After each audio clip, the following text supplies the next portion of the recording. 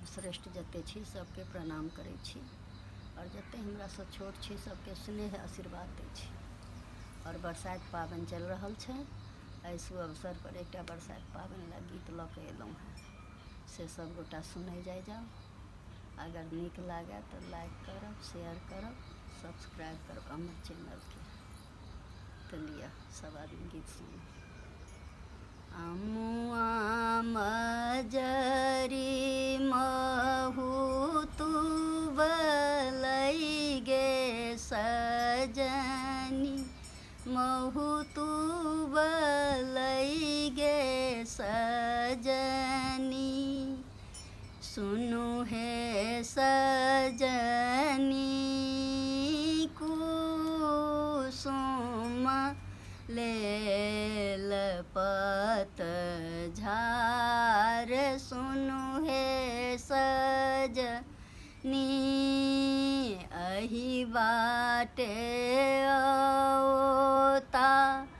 महादेव गे सजनी, महादेव गे सजनी,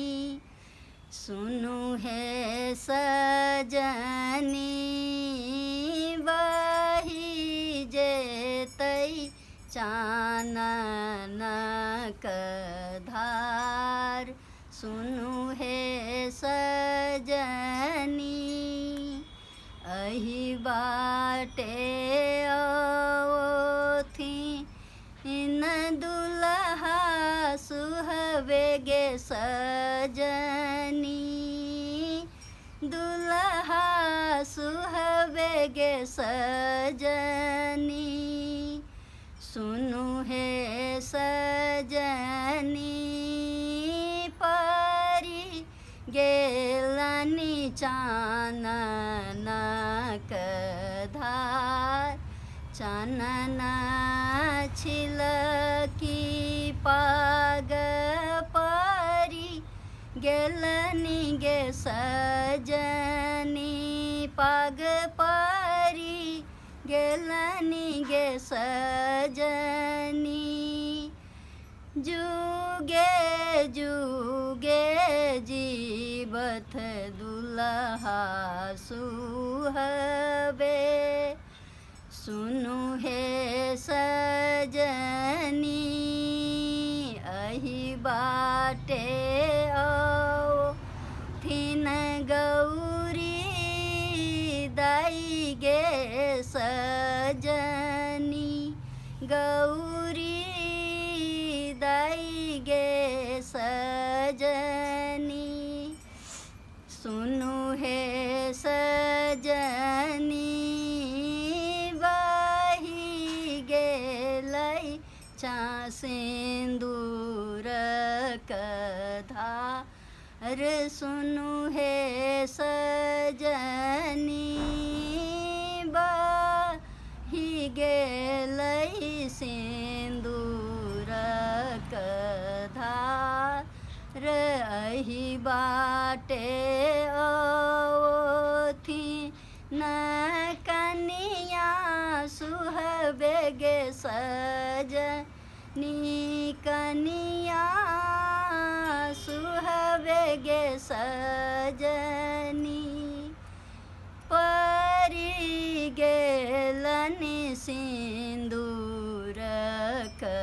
धार, सिन्दूर छिटकी सीथ परि गेलनि गे सजनी,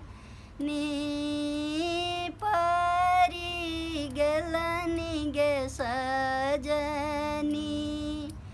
सुनु हे सजनी जुगे जुगे रहथु अहि बात, सुनु हे सजनी अमुआ मजरी महूतु बलै गे सजनी, महूतु बलै गे सजनी,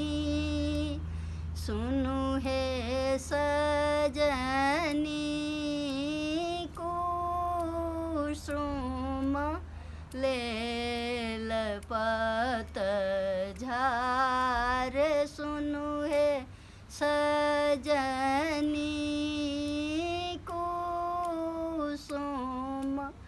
लेल पत झार सुनु हे सजनी